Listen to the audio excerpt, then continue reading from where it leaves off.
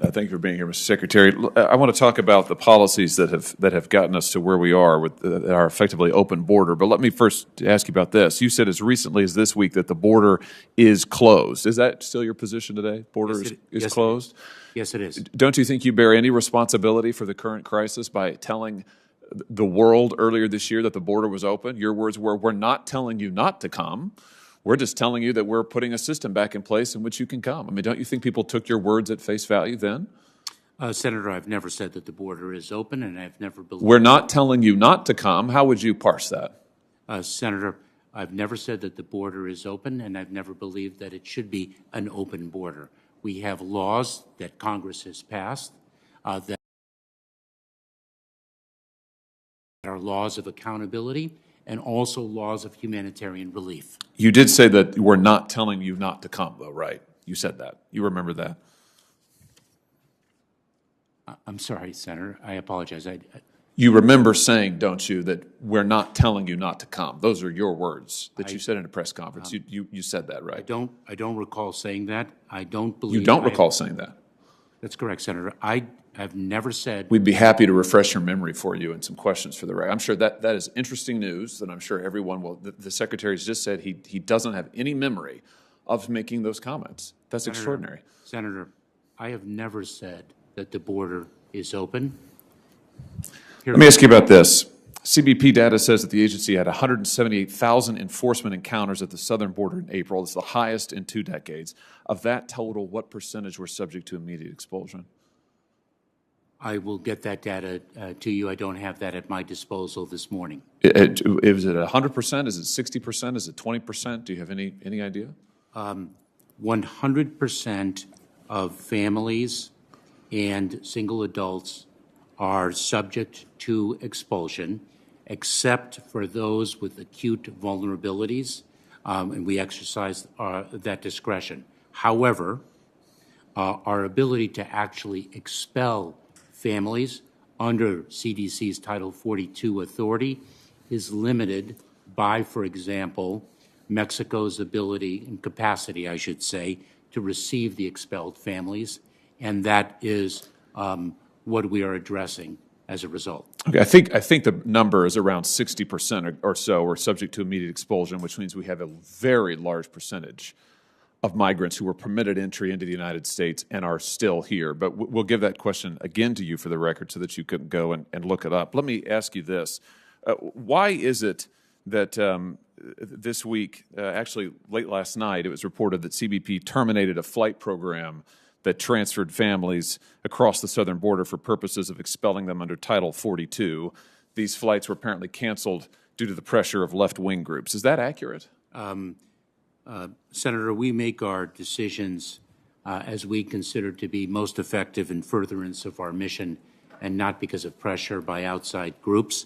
I'd be pleased to look into the cancellation of the lateral flights and respond to you after I've done so. So you're telling me here that the ACLU had no role in the termination of these expulsion flights? Is that your testimony? Senator, we are addressing the claims of the ACLU. The ACLU has claimed that our exercise of the CDC's Title 42 authority is not supported by the law, and we are working with the ACLU, actually adverse to the ACLU. You're working with them, though? If I may. Senator, we are adverse to the ACLU. But you're working with them in this program? Is that why you canceled it? If I may finish, Senator, we are adverse to the ACLU in litigation with respect to the legal authority underpinning our exercise of the CDC's Title 42 authority. Right, but they had a role in terminating this. You're working with them in the termination of these expulsion flights. Senator, the decisions with respect to expulsion flights are ours because of the decisions that we have made based on the reasons that we think are necessary to execute on our mission. Well, I think the fact that you're working with them is interesting news, so that's also quite relevant. We'll give you this information as a question for the record. Senator, they're suing us and we're defendants. That's not what I'm just quoting back what you just said. You just said that we're working with them. The news reports indicate that you've canceled these overflight flights rather, at their behest. You and I both know that there can be such a thing as friendly litigation, Mr. Secretary. I mean, let's not pretend otherwise. I'm just repeating your own words to you. We'll give this to you as a question for the record so that you can look into it more further. I think that's interesting news. Let me ask you about why you canceled the Safe Third agreements with the governments of El Salvador, Guatemala, Honduras. These are agreements negotiated by the previous administration that the president canceled once he came into office. The president says that he's an avowed multilateralist, and yet one of the first things he did was to tear up these international agreements with other countries. How can you address the root causes of migration, as you keep talking about, if you're going to tear up international agreements that try to address these problems? So I will answer your question and make one comment before I do so. I've been a lawyer now for 35 or so years. Friendly litigation is a phenomenon with which I'm completely unfamiliar. Really? You're not familiar? Wait a minute. You're not familiar with an outside group bringing litigation against the government that the government then accedes to in order to change the law? You've never heard of that phenomenon? Senator, I'm not familiar with friendly litigation. As a federal prosecutor, I was a strong advocate for the United States government in the pursuit of criminal accountability. You've never heard wait, this is interesting, and you've just brought it up. You've never heard of a regulatory lawsuits in which outside groups bring suits against the federal government. The government then agrees to settle the suit or to change its rules, and it reaches a settlement that is favored, that the government actually wants to achieve. You've never heard of that before?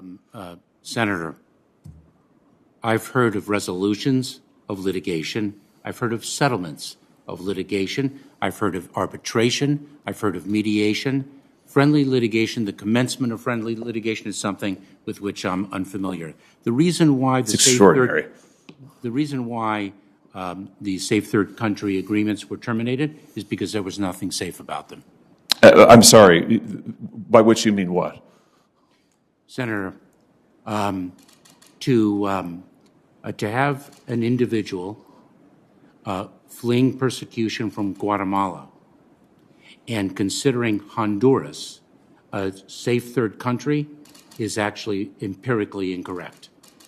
Because, and we can take a look at the migration from Honduras and the number of people leaving Honduras for fear of persecution, and that is not our concept of a safe third country. It's not your concept. So you think it's wise policy to come into office to terminate these international agreements based on your judgment about these other countries without consultation with them, apparently, and then we see this massive spike. Would you say that the children who have come to the United States and have gone through the border crossing, have had to do who knows what for the cartel, are more safe because of your actions? Do you think that you put them in less danger because of the agreements that you terminated and the opportunities to seek asylum and then wait in a third country you've denied to them? Do you think that your actions have made the situation better? Senator, you've gone over your time. But could I get an answer to that question? Yes, absolutely. So, Secretary, you may answer that question, but we've got to be respectful of our three other members that are waiting. The safe third country agreements, in my opinion, put children in harm's way. Thank you, Senator Hawley. Senator Ossoff?